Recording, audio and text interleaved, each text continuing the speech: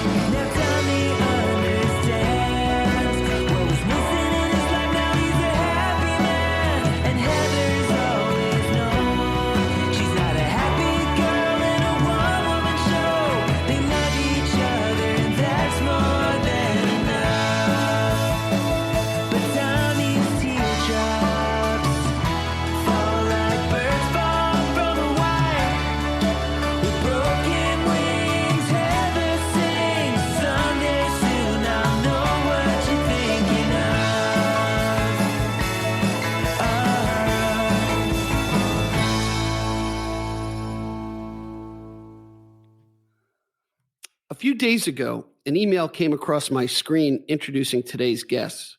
And lo and behold, a couple days later, here we are ready to digest some new music and an artist with a career on the move up. Andrew Weiss music is a welcome discovery, and I usually try to wax poetic on my own introductions, but this time I'm going to let the critics speak. Under the Radar in 2020 said, Weiss crafts beautifully tender confessions amidst warm lull of dreamy psych-folk.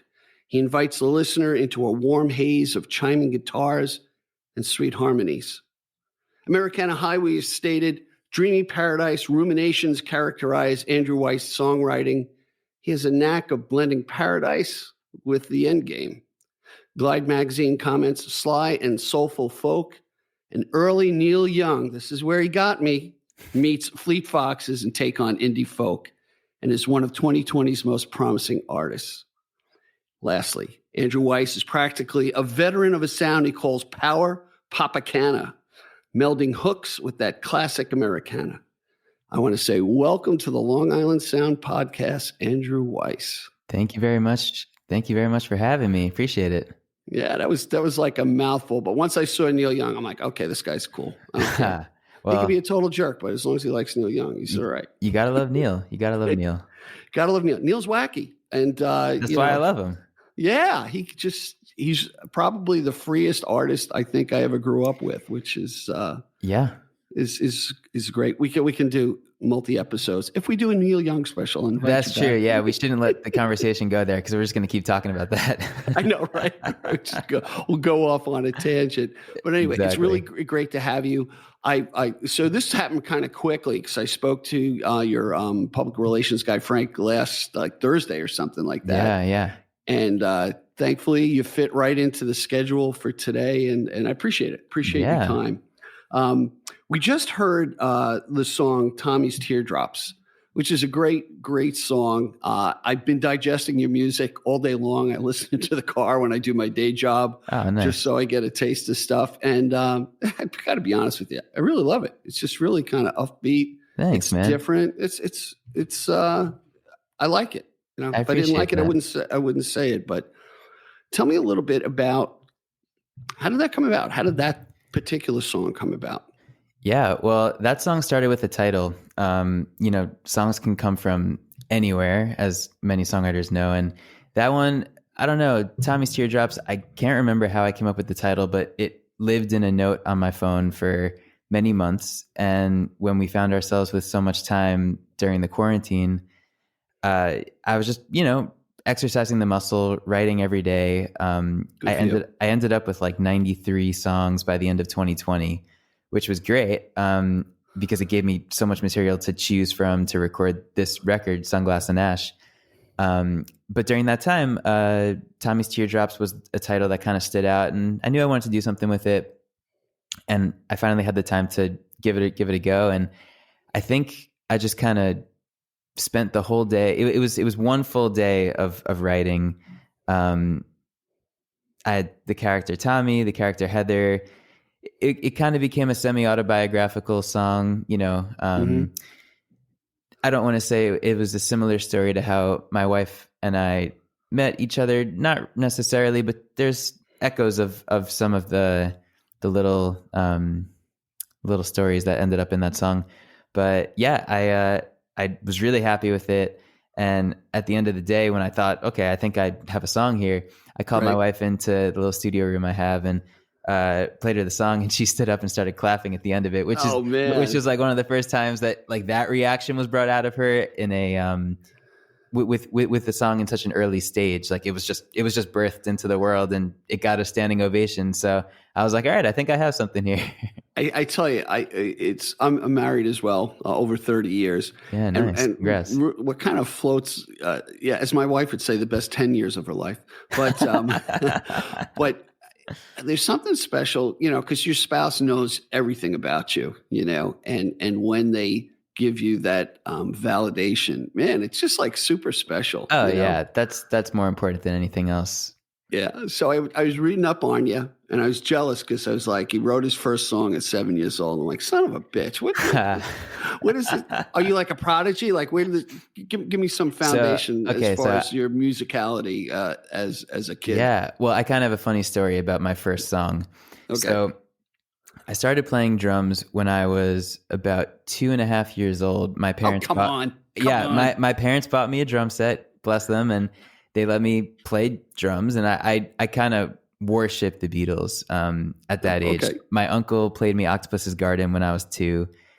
I got totally hooked on the Beatles and just digested everything. I would sit in front of the TV, and there's home videos that exist where I'm just watching Ringo, and I literally learned how to play from watching Ringo. Wow. And my parents saw potential, I guess, so they got me drum lessons, like, actual drum lessons when I was 5. And, I stuck with it for many years, and I took drum lessons all the way through high school too. So it was a long time, but during those years, I eventually learned how to play guitar, piano. My dad played guitar, my uncle played guitar, my mom plays piano. So, there were a lot of musical things happening in the house all the time. And my parents have good taste in music. There's always Elton John or ELO or Def Leppard or the Cars, like all those cool bands like were around. So I was always exposed to good music. But around like 7 years old, that was when I started. My dad showed me a couple of chords on the guitar. And after the first 4 chords, he says, "Okay, you're on your own. You could figure it out. Let me know if you have any questions, but you can figure it out from here." Okay. So I figured, okay, like I'll try writing some stuff. And I didn't understand the concept of how songs become songs. I figured, I'm not even sure what I figured. I just thought that they just existed. So okay. I'm watching TV one day. I'm 7 years old, and Jimi Hendrix plays this song called Purple Haze, which of course everybody knows that song. But as a 7-year-old, I'd never heard Jimi Hendrix before. This song sounded really interesting to me. I'm like, oh, cool. So I called up my uncle the next day, and I said, "Hey, I think I wrote a song." And he said, "Oh, like, let me hear it. Sing it to me over the phone." And I start singing Purple Haze as if it were my own, because I didn't understand the concept. Stealing already at 7 years old. I know, caught red-handed. And then he goes, "I'm sorry, Andrew. Like, I hate to tell you this, but that's a Jimi Hendrix song."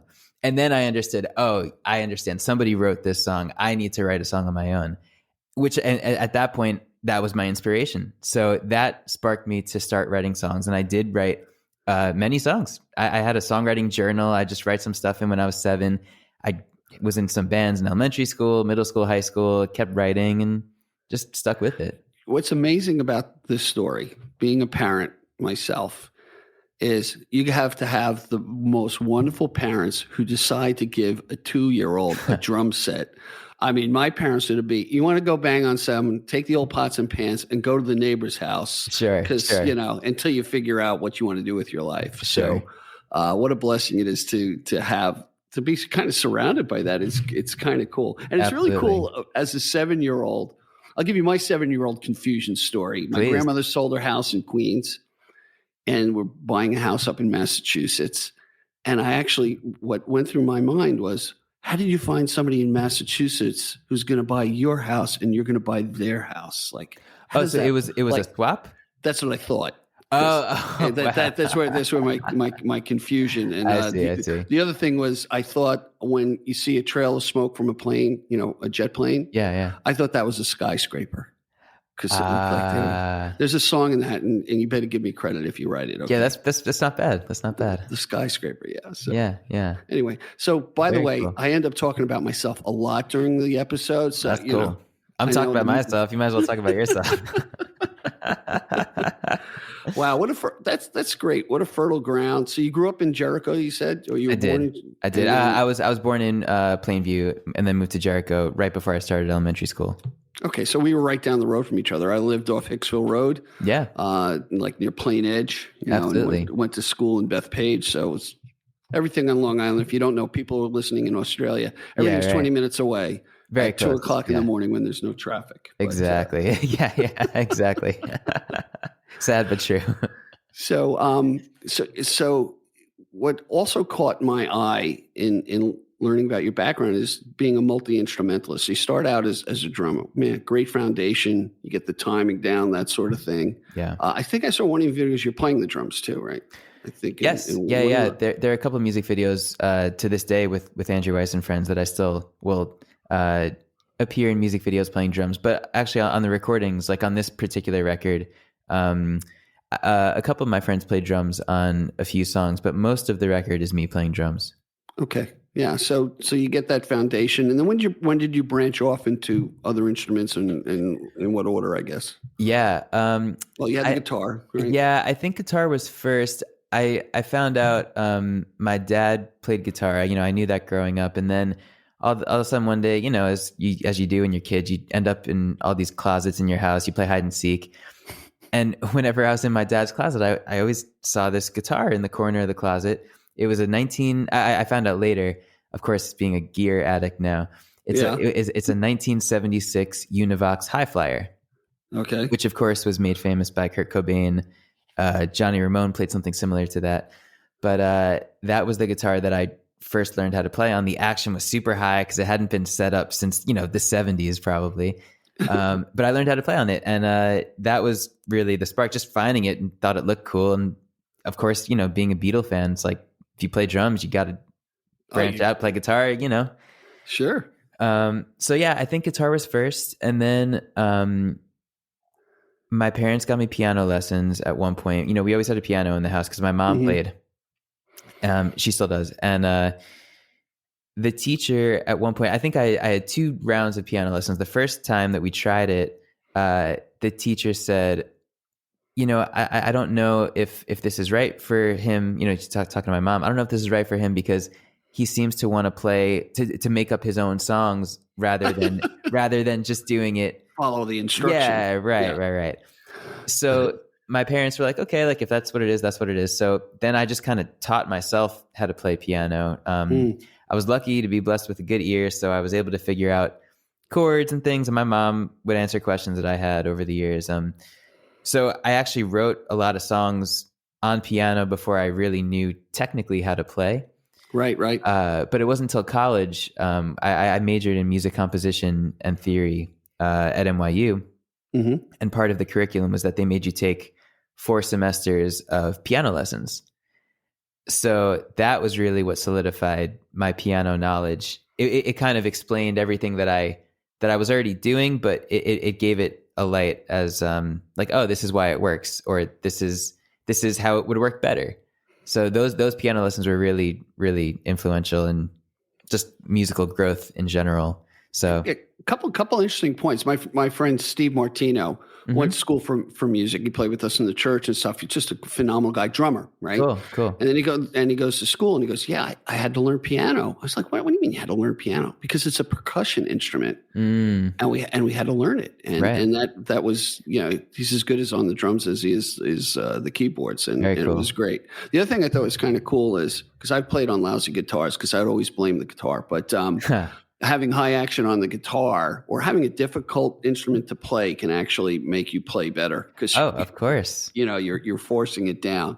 Absolutely. So, you read all these stories about John Lennon and George Harrison would play till their fingers bleed, and that might have been the hours that they spent too, but it was probably just the action was just terrible. I remember bringing a guitar into Sam Ash, and the guy behind the counter was like, this is totally unplayable. I'm like, I've been doing it for years. I'm an idiot. Yeah, thank you very much. Right.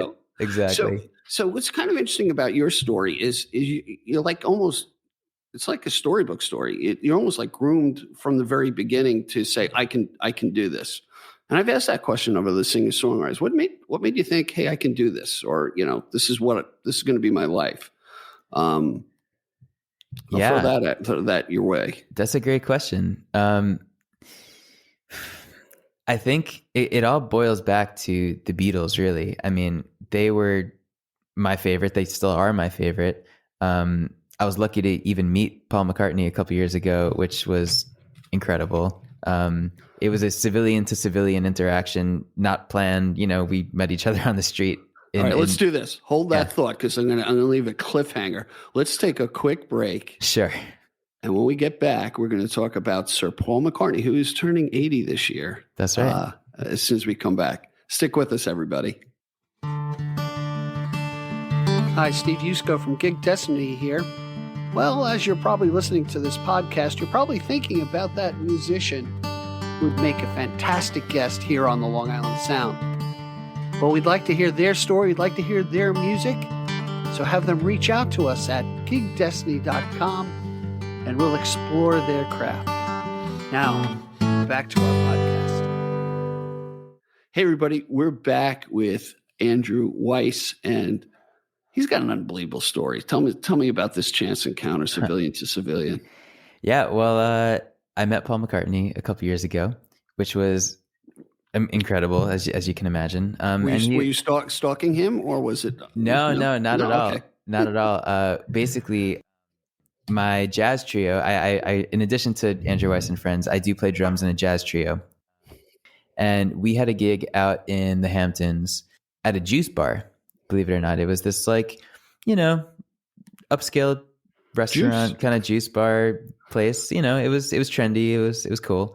So, we played our gig and we took a set break. And during the set break, Paul McCartney was on his way somewhere, and I noticed him on the street. He was just, walking by himself, and I said, "Excuse me, Paul." And he said, "Hey, how's it going?" And we just started talking, and it came up that we were musicians. We're on our set break. We were playing, and we had a nice chat for a couple of minutes. And I mentioned I was a fan. No pictures, no autographs. No one asked. It's not that kind of thing. We just, he's a person too. So we had a nice chat for a couple of minutes, and he had to meet someone for lunch, and we found out later that was his wife. And we were playing our last song. The place was kind of emptying out. They were changing over from lunch to dinner. We were finishing up our set, and Paul and his wife Nancy walked in, and they actually watched our last song, and they were dancing and clapping, and it was lovely. Yeah, it was fantastic.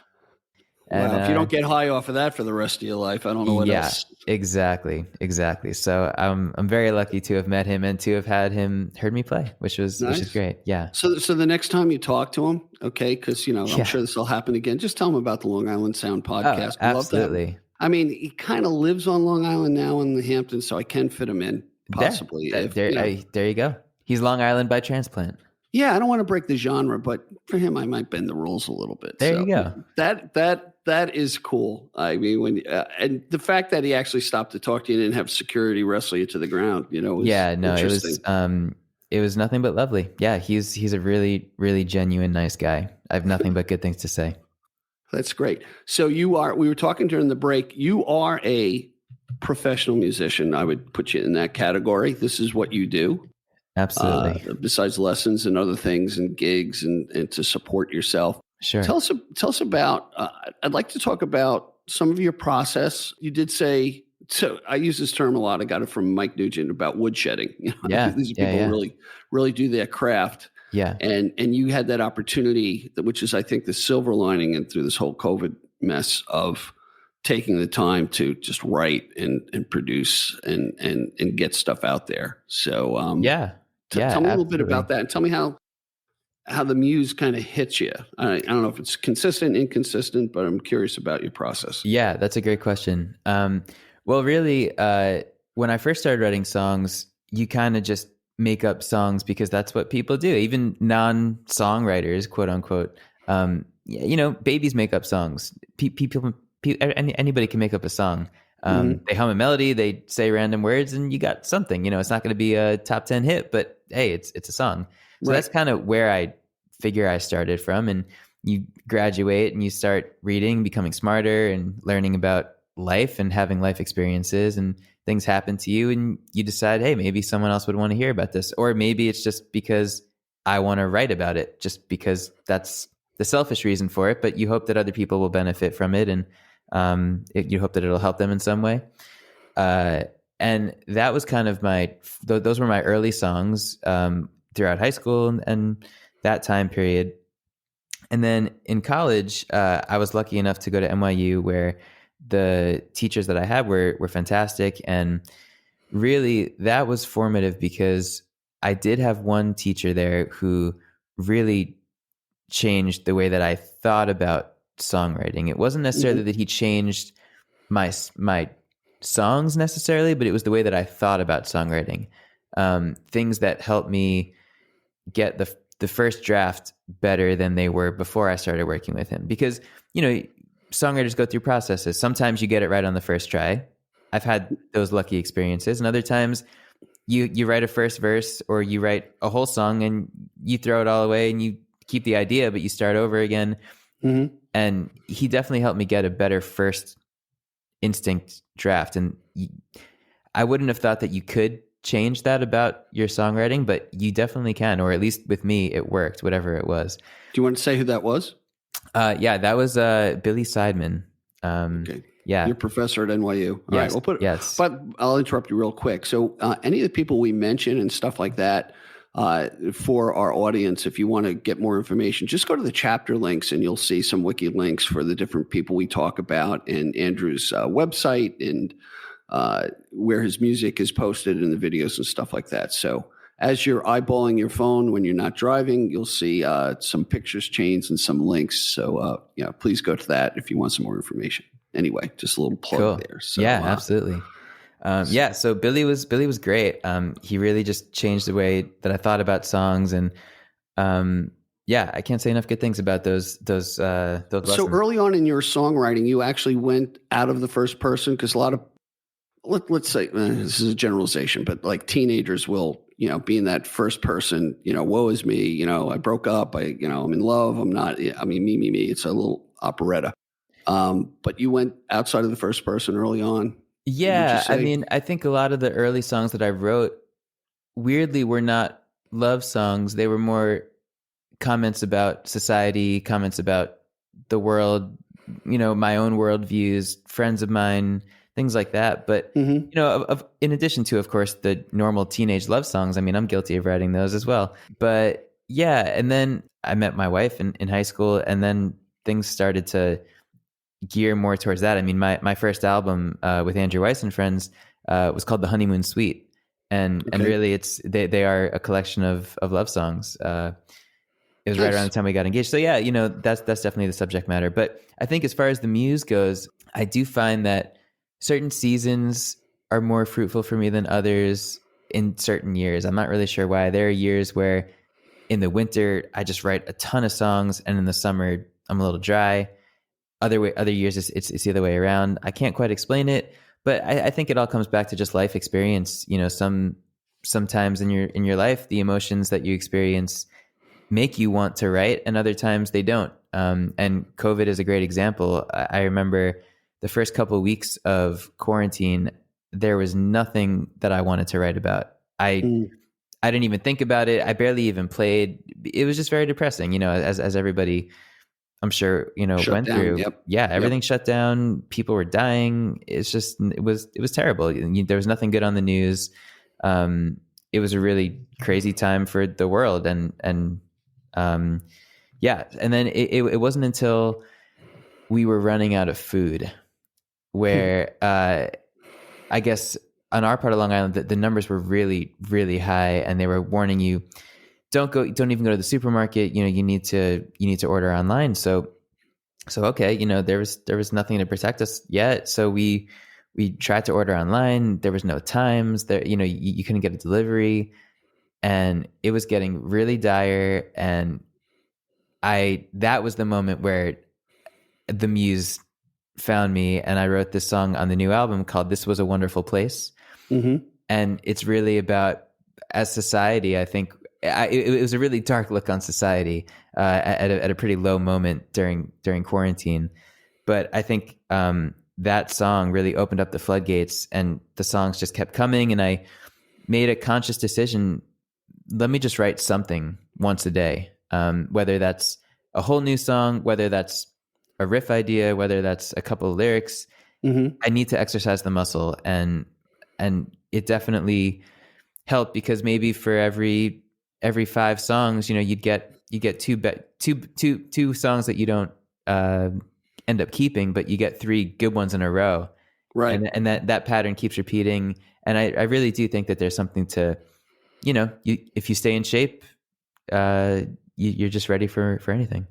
Well, it's really, really cool, and I'll tell you, as a music lover, yeah, what I appreciate and I've just, so I'm doing this podcast since January, and I'm meeting really great people like yourself, some what I call the wellspring of talent, or the Cool. Long Island Sound, and there really is. What really kind of gets me in a great way is the independent artists, the indie artists who will speak to social justice issues unafraid. I'll say unafraid. Sure.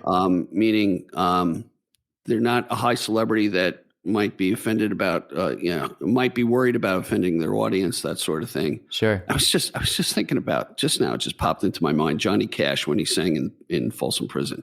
Oh yeah. And the one scene in the movie, at least, of hey, your bass isn't going to like that. And he goes, well, you basically tell him, well, tough shit on that. Yeah, right, exactly. Which is a great attitude, and what you guys give us is the ability to articulate. Yeah, that word. You say it for me. Articulate. Yeah, that very well. Some of the thoughts we have, but we don't express it well. Sure. And I think a song can pull that out and go, you hear that song? Sure. That's what I mean. That's what I mean when I say we got to get together, and this is what we're all kind of going through, and it's a gift. Yeah, and there's something to be said for that. I mean, for this album, Sunglass and Ash, that's coming out this Friday. This Friday. So the episode will be out after this. So the album will already be out. Fantastic. So, but what I was going to say was that this album, I was thinking about it recently, that every song on the album is a first person song. So meaning that these are songs that I've experienced firsthand, or know friends or family who've experienced these feelings firsthand. But every single song is about an event or a feeling, or something that's just very close to home. And I think that being the case, I hope that people find the subject matter relatable, because this was written and recorded during quarantine. So all of the feelings that I was having, I'm sure I was not alone in having. So I hope that it reaches people in a way that makes them feel like they were not alone. Cool. Hey, let's talk about the second song we're going to hear, A Beginner's Guide to Being Famous. Sure. I thought this a pretty cool song. So let's just talk about that a little bit, and then we'll let our listeners get a gander of it. Yeah, would love to.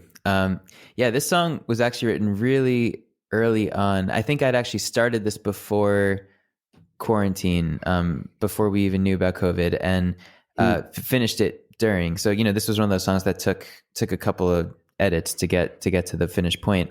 By the way, I'm glad you say that, because I can't tell you how many hours. Yeah, I did it in like 30 minutes. I woke up from a dream and wrote the whole thing out and it was ready. I'm like, you son of a bitch. Yeah. Well, I mean, I'm lucky to happens. I'm lucky to say that has happened to me, a few times as well. But this is, I'm a believer in letting the song live with you and seeing how it holds up in a couple of weeks or a couple of days. And I see. Yeah. So anyway, this song, A Beginner's Guide to Being Famous, actually came out of my teaching experiences. Usually what happens when I'm seeing a new student for the first time, we'll get to know each other. We'll talk about music. And one of the things that I ask them just to make conversation is, what do you want to be when you grow up? What kind of makes you happy? And a lot of times, around the time that I had the idea for the song, the common answer was usually, I want to be famous. And I'd say, oh, okay, that's really cool. I said, what would you want to be famous for? And they'd say, I don't know, like really anything, like as long as I'm famous. And that just kind of struck me as a little concerning, coming from 5 or 6 year olds that wanted to be famous seemingly for just the sake of being famous. And then it made me think about, well, maybe the news or society is just presenting fame in a way that makes it look irresistible. Or reality TV shows. Sure, yeah. Of course. I want to be a Kardashian, Exactly. And, of course, you and I both know many aspects of fame are irresistible. There's money, there's notoriety, adulation. Sure, a certain freedom that comes with that. But, there's also the downsides of fame as well, which should be talked about. And if you are going to be famous, I think that it should be earned for doing something that, is worth being famous for. Yeah, admirable, right? Something admirable, not just for fame itself, really. So I kind of wrote the song from that lens. All right, very good. So let's take a listen to A Beginner's Guide to being famous. We'll be right back after the song. I refuse to believe that there's another way to go about this. If there's one thing I'm good for, can you tell me what it is? So I can go and get it. Maybe I'm too young, and maybe that's what I'll always be. No one is telling me that this isn't fun, so come on and get it, it's free. I wanna be famous, I want you to know me, I want you to shake my hand. It's all part of the plan. I wanna be famous, I want you to take your picture with me and never look at it again. It's all part of the plan. I'm famous to be. I refuse to believe that there's another way that you can see this.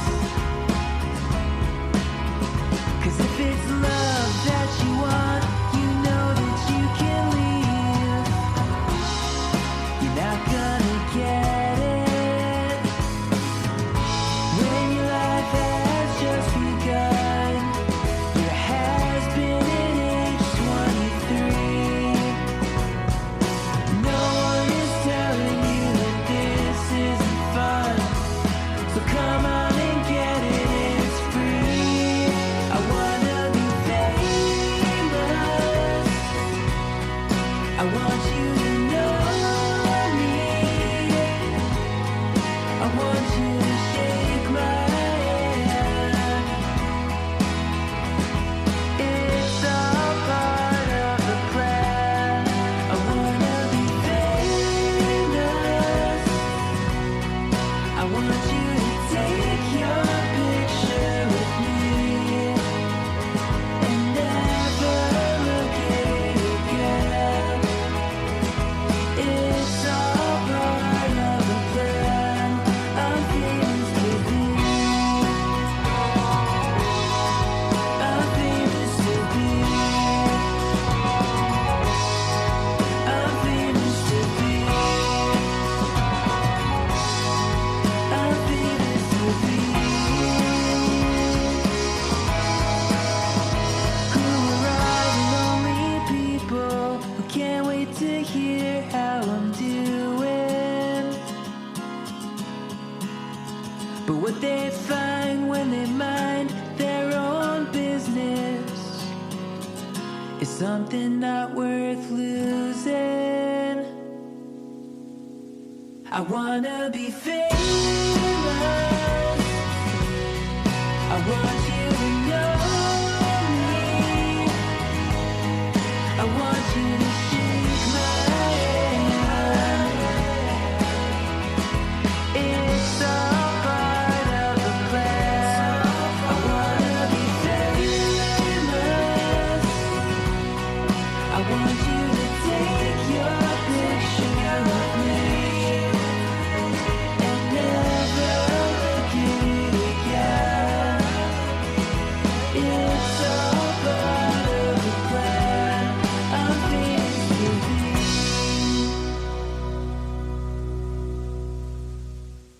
Hey, we're back, everybody, with the great, I'm going to say the great Andrew Weiss, because I do like your music, and I that's a appreciate great that. tune.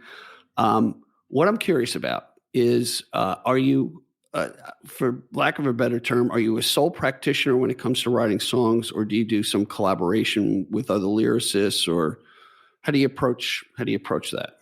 Yeah, well, I mean, I'm one of those musicians who does not like to say no to any opportunity. So whether that be a collaboration writing, whether that be to playing guitar in someone else's group, whether that be to producing someone else's record, I mean, I'm welcome to all the opportunities that present themselves.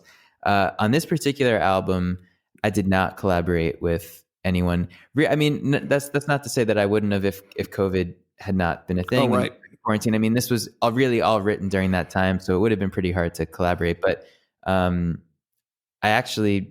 don't want to get too ahead of myself, but I did start recording the next record, and those do have a couple of collaborative endeavors song-wise, but I'll leave it at that. Now, do you use a particular studio? You've used several different studios. You have a home studio. How do you approach that? So I'd say about 95% of Sunglass and Ash, this new record, was recorded actually in my home studio. Oh, wow. Great. Which is great. Yeah. Drums, guitars. Yeah, really. I mean, there were a couple of instances where like my keyboard player who I work with, like he laid down a couple of stuff at his home studio. I worked with, in addition to me playing the drums, there are two other drummers on this album. So they recorded at their home studios. Yeah, some backing vocals were recorded at other studios, but really most of it was done at my place, beyond just a couple of pianos and things like that. So what do you use to lay the tracks down? Do you use Pro Logic or what do you use? A mix of Logic and Pro Tools. Okay. Yeah. Right. Yeah. Cool. Yeah, but it's kind of fun to record at home without the clock ticking and the money being thrown into that abyss. You know, I mean, I'm lucky to have a great relationship with Sabella Studios, which is also in Long Island. I'm not sure if you've heard of that. Not familiar. I haven't been asked to sing on anybody's album ever. Okay, cool. Well, Sabella Studios, they're a great studio. Yeah, where are they? Where are they? They're out in Roslyn. Okay. Yeah, Jim Sabella, he's the owner. He's great. Love him, and the engineer who I work with there, Will Harris, awesome guy, great engineer, and he co-mixed this album with me and recorded a couple of vocals for me and piano and things like that. So it's always great to work there. Nice. So I don't know if I mentioned this earlier, but one of the guys, I'm listening to your music, I'm digesting it, and you have a very unique voice in a very good way, and you reminded me so much of Lucas Nelson of Promise of the Real. Yeah, thanks. And a big compliment. It's just you have that same tonal quality, very cool. Clear and nice. And then we found out that we were both at the same Neil Young concert where Promise of the Real played at Jones Beach, which was absolutely. Those guys, by the way, just as an offshoot, Neil is energetic. Neil's not a young guy anymore. No. But with those guys as his backup band, there was a different energy that I hadn't seen in decades, to be honest. It was fantastic. Yeah. And the thing that was interesting at that show is I remember he did a lot of his new album at the time. I don't remember which album it was. I can't remember even what year it was. Maybe it was 10 years ago at this point. I don't know. Right. But it was great. I mean, I loved every minute of it. And I felt bad because a lot of the audience was actually leaving, maybe halfway into the set because he wasn't playing Cinnamon Girl. He wasn't playing, only Level Break. Yeah, it was kind of interesting. But then me and my wife, we had decent seats and we said, oh, well, let's just move down. Like people are leaving. So sure. We ended up on, pretty close to the front by the end of the show, which is kind of nice. Yeah, their loss is our gain. Yeah, exactly. And I do love going to concerts, and there were a couple that I'll give you two ends of the spectrum for me. Yeah, was when I was a younger man, Jackson Browne, Running on Empty album, right? Sure, great album, absolutely. Went to the concert, it was the album. Yeah, and I was just like, oh yeah. It was disappointing to What, just because it sounded like the album? Like it sounded exactly like the album. Bing, bing, bing, bing, bing. There was no offshoots and stuff like that. Sure. And the other concert, which you talk about, people who walk out on a concert, we saw Harry Connick Jr. Huh. And he's known for a certain genre. When Harry Met Sally, that classical stuff. Sure. And he went in a way different direction. Really? Yeah, like. I can't even explain what it was. He was like it was almost like he's experimenting with the crowd, and people were. And this is at Jones Beach. People were pissed. People were like, what? I paid $75 for this damn ticket, and I got to listen to this shit. Oh my god, that's really funny. Wow, I would not expect him to do that. Well, I bet he didn't do it again. You're probably right. You're probably right. Yeah. So, Yeah. so that's great. So you're very open and you've worked with other people. So I would say you're a sole practitioner as far as your writing, meaning you don't work with a lyricist for your stuff, I would say. No, I think the stuff that I write about is pretty personal most of the time, and it would feel weird. I mean, not that I wouldn't be open to it, like I said, but it would feel weird letting somebody in to that process. And if I did let somebody in, which again, like I'm more than happy to, it would have to be for a pretty good reason. Right. You know, I'd have to feel close to them, I think. Yeah, understood. Yeah, Yeah. exactly. Yeah. So I noticed on the Spotify, you list yourself and friends, which I Yes. would assume gives you a lot of freedom in that who gets intertwined into that friends group. Or I could be wrong. Is there a steady group? Man, this is my band, or Yeah, how is it for you? That's a great question. So when I did, I think I'm up to 5 great questions. By the way, when I said keeping that, score. No, but you mean it, right? I do mean it. But Okay, I all right. keep saying that, and I'm like, yeah, you're asking great questions. I mean that. When I started Andrew Weiss and Friends, and before it had a name, I was thinking, well, do I just go under Andrew Weiss? Do I have a band? Because I'd been in bands, and I wanted this to be a little different, where I was steering the ship a little bit more than I had in the past. So I landed on Andrew Weiss and Friends, but not as a cop out, because you do see like people play, Joe Schmo and Friends. A lot of times Right. they list themselves like that, and it's a one-off event. They're not really that band. It's just kind of blah blah blah. They're and not friends. really friends. Right, or that, or that. But really, like I took the and friends to mean like, well, this can't just be anybody, like I don't want to have it be a cop out where I'm just playing with people just because, I would like them to be friends, or I'd like them to really feel like they understand the music well enough to contribute parts, or just to have the level flavor, of their flavor and spice. yeah, to it. Yeah. to lend their own thing to it. Because like if I ask somebody to play on a song, or if I ask someone to play on a show with me, it's not just because I need a bass player and they're a bass player. It's I really like the way you play bass, and I think you can add something to my music, and I think we can make something really cool together. Right. So the and friends holds a little bit more weight than it would for the one-off shows where it's Joe Schmo and Friends. It's not the same thing. Which means whoever I can get to play with me that weekend is going to be up on stage with me. Exactly. Right. Yeah. Right. So in this way, the Andrew Weiss Friends, it's more like how you have Paul McCartney and Wings, and Bruce Springsteen and the E Street Band, and Tom Petty and the Heartbreakers. More, it's more in the line of that lineage. Now, also, I think you've also, besides the music that you've done some scores for some was television shows or movies. And tell me about that. How did that come around?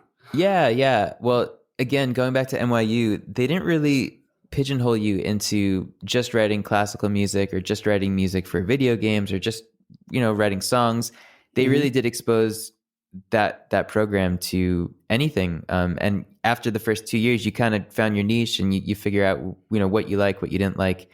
And one of the things that I gravitated to, in addition to, arranging for strings, arranging for horns, and writing songs, of course, is my true love. But the one thing that I thought was really cool was music for advertising, where you do get these prompts, where they say, I need it to sound like this, I need it to sound like this, and you need to say this all in 30 seconds or 45 seconds. And you in those situations, you don't have 6 weeks to mull over Right.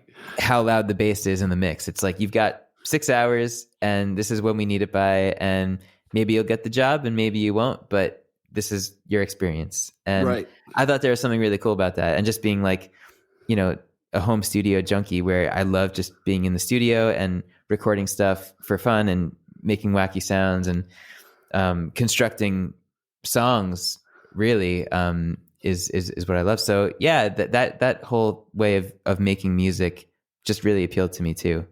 Right. And then I guess once you get into certain circles and get some credit then it kind of opens up a different world for you, and another Exactly. and a financial stream. I mean, I'm sure the residuals aren't great, but there's something. It's nice. Exactly. Yeah. And, it opened up some doors. Like I ended up doing music for a podcast during COVID, actually. That was one of the other main projects I was working on. In addition to this album, it was a children's podcast introducing them to how the government works and checks and balances. And, it was a nice way of doing that. So I wrote the music for that. I did music for a short film during COVID. So there were a couple little projects that were not related to Andrew Weiss and Friends, just kind of nice, fun composition stuff. Yeah, I came across the same thing when I was putting this podcast together. And luckily, Mike Nugent is a good friend of mine. I said, I really like the introduction to this particular song. I said, do I have your permission to use it as my intro and outro? And he said, yeah. And I screwed one thing up. I spoke too long and I slowed down the music track. And he's like, wow, you changed it. And then I re-recorded. I'm like, oh yeah, it's like, it's like putting makeup on a 2-year-old baby. You don't do it. Right. It's just not right. Well, yeah, I guess there's it's one thing to use it. It's another thing to change it. You know what I mean? Yeah. So I'm guilty and I fixed it. That's okay. And, the old stuff isn't up there, but he was generous enough to say, yeah. And, I put a credit on every episode to say, hey, this is Mike Nugent's Absolutely. stuff. And you never know where it's going to show up. What I would like to do, and thanks for sharing all that stuff. Sure. I think you brought up some great pointers. Let's talk about the last song that we're going to do, which is What We've Learned to Live With. Tell me a little bit about that, and then we'll let the audience hear that one. Yeah, absolutely. So that song was actually one of the ones that, how we were talking before about the songwriting process. Mm-hmm. This one was written in 15, 20 minutes tops. And it wasn't one of the ones where I wrote it and looked back and said, wow, that's great, I'm going to record it. This one, I wrote it and it sat there for a little while and I came back to it and I was like, I think I like this one. This is cool. You feel the passion in it and the spark, at least to me. It was worth recording. But the subject matter, I had seen the movie Once Upon a Time in Hollywood. Have you seen that movie? Yeah. Yep. I'm familiar. Yeah. With it ended up being one of my favorite movies. It's definitely like on my top 5 list. But it made me think about the concept of revisionist history, just as a way of making art like that. And it made me think about, well, when I was in school and I was younger, we didn't really learn about the true story of what happened with Christopher Columbus and when he came here. Colonization and even with Tulsa, what happened at Tulsa is was not spoken about, at least when I was in school. It was, they just left out details where, look, if you don't want to mention it to a second grader, I understand that. But when you're in high school, you wish that things wouldn't be so you're mature enough to get the full story. And, and the more we know about the flaws and everything else about our country, and we revel in the good aspects of it and be wary of it. Exactly. Especially in this day and age, to be wary of. 100%. So what ended up happening was I wrote this song from a revisionist history standpoint of what if the pioneers where Columbus treated them terribly and stole their land and, much, much worse, of course, what if they fought back and what if they changed history that way where they prevented that from happening? How would history have progressed from there? It was just an interesting subject for a song.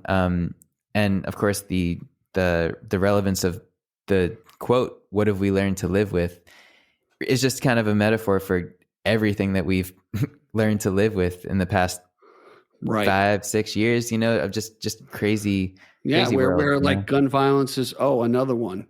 Right. Exactly. And shame. Yeah, shame on us when we will get into that. I wouldn't say complacency, but it's just. Yeah, well, it's the way. Yeah, exactly. We're becoming numb to these terrible things that are happening in the world, and it's not healthy in my opinion. And yeah, there was a part of me that said, well, what if something changed, and what if it was good, and this revisionist history kind of was attractive to me for this subject matter. So I did write the song from that. And then, of course I break the bubble and in the bridge of the song, I say a man can dream, but life goes on when he opens his eyes. And then it's, what have we learned to live with? Just bringing it back home. Like, this is real life, and we gotta deal with it somehow, and we gotta make it work. And yeah. Cool. All right. Let's take a listen to What I've Learned to Live With, and we'll be right back after the song. Stick with us.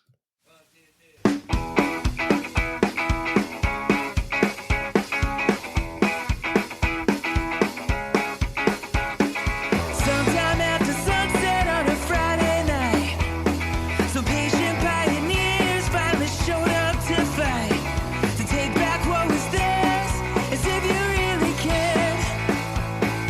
Another drop in the hat won't change your life. Columbus has these patient pioneers. What has gotten into you after all these years? We're taking back what's there, and war, nothing's fair. Another drop in the hat won't change your life. And they said, what have we learned to live with? What have we learned to live with? What have we learned to live with? What have we learned to live with? Columbus went and gathered all his men, only to find the pioneers outnumbered them. Chris will never back down, the pioneers all shout. Another drop in the hat won't change your life. No. What have we learned to live with? What have we learned to live with? What have we learned to live with? What have we learned to live with?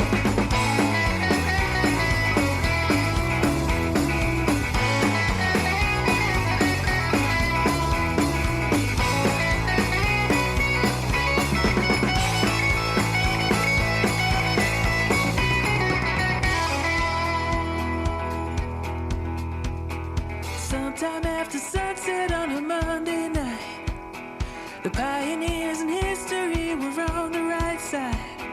They took back what was theirs, and freedom was declared. A man can dream, but life goes on when he opens his eyes. What have we learned to live with? What have we learned to live with? What have we learned to live with? What have we learned to live with? What have we learned to live with? What have we learned to live with? What have we learned to live with? What have we learned to live with? What have we learned to live with? What have we learned to live with? What have we learned to live with?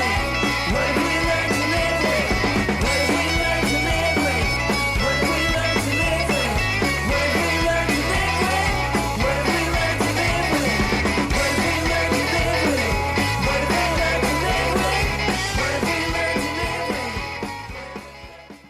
Hey, everybody, we're back with Andrew Weiss. Hey, Andrew, I really appreciate that song because, and I've said this before in the podcast, you singer-songwriters, particularly indie singer-songwriters, are not afraid to tackle social justice issues and bring things to light and make us think a little bit and point to a way that you talk about things that can be easily digest, or not digest, depending on the person's Absolutely.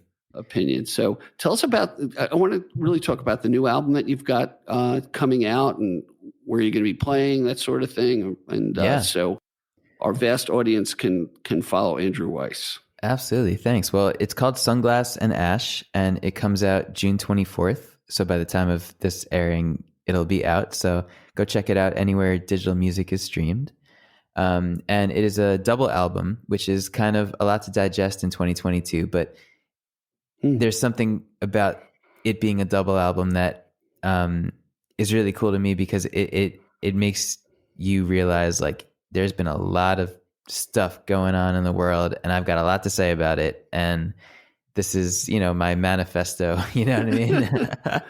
Well, it's true because it's almost like a blink of an eye. It was 2 years. Yeah. And man, it's hard to even think that. Wow, yeah, a lot of shit came down in 2 years. Yes, it really did. And yeah, like I said, every song on this album is really a first-person experience, and I hope that it reaches people. And I'd love to hear what you guys think about it. Anyone who gives it a listen, please reach out and let me know your favorite song. Oh yeah. Also, you actually bookended something well for me. We do have a listener line So anything on any of the artists you hear in any of our episodes, particularly about Andrew's new album, give a call to the listener line. It's 631-800-3579, 631-800-3579.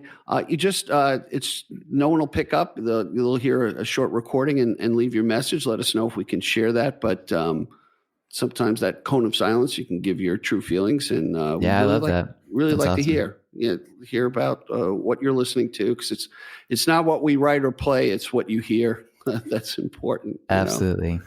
Absolutely. So you played everywhere from Manhattan to the Hamptons. Where are you going to be this summer? Yeah. So, but by the time of this airing, I've already played an album release show. The album comes out on Friday, June 24th, and we're playing our release show June 25th, Saturday at Rockwood Music Hall, which will be great. And I figured it's a double album, and I decided to do 2 album release shows, one in Manhattan and one in Long Island. And the idea is that there's going to be no repeats in the set list, and every song on the album will be played throughout the 2 shows. So I'm really happy about that. And the second show is going to be in Long Island, so it's fitting that I advertise it here. It's going to be on July 30th, which is a Saturday. Okay. And it's going to be in Huntington at a venue called Industry. And for anyone who has not been there, it is the coolest venue in Long Island. It's a thrift store, bar, restaurant, hang, just everybody's really cool there. And it's going to be a really fun night. So it's July 30th. It's a Saturday night, and we'd love to see anybody there. Right. So you can find those events at Andrew's website, andrewweissmusic.com. So we've got that right. And you'll also see it on the gigdestiny.com site. We'll share it there as well. And you'll see it in the chapter marks. Hey, you know what? Andrew, it was really a pleasure to meet you and get to listen to your music. I really want to digest it more, because, doing it one day does not do you justice. So it'll be on my Spotify playlist as Awesome. I listen to you. And one of the things, learn from COVID, I end up my shows this way. We can account for what we have in our bank accounts, what we owned, and people around us. We can never account for the time we have left on this earth. So the fact that you gave me an hour of your time tonight, that you shared your art with me and your honest conversation, and gave us some great hints and tricks and stuff about the industry, I really appreciate it, man. Oh, man. Well, thanks for having me. It means a lot that you're one of the good guys who listens. So that is awesome. I appreciate that. Cool. I'd love to have you back. Yeah. I know you're going to be woodshedding it and producing a lot more music. So remember this old 60-year-old guy when you make it big and famous and, out there. And really love to have you back. All right. Yeah, we'd love to be back. Thanks so much. All right. Be well. Peace, everybody. Thank you for joining us today. I appreciate the time you spent with us. Please subscribe and comment, and visit us at gigdestiny.com. Till next time, be generous with your joy, keep your spirits high, and let the music take you on a journey. Be well. Peace. Thank you for listening, and please support our musicians. If you like the podcast, please rate, comment, and subscribe. If you want to partner with us, visit gigdestiny.com. Hit that donate button. We appreciate your support to keep the conversation alive. Take care. Be well.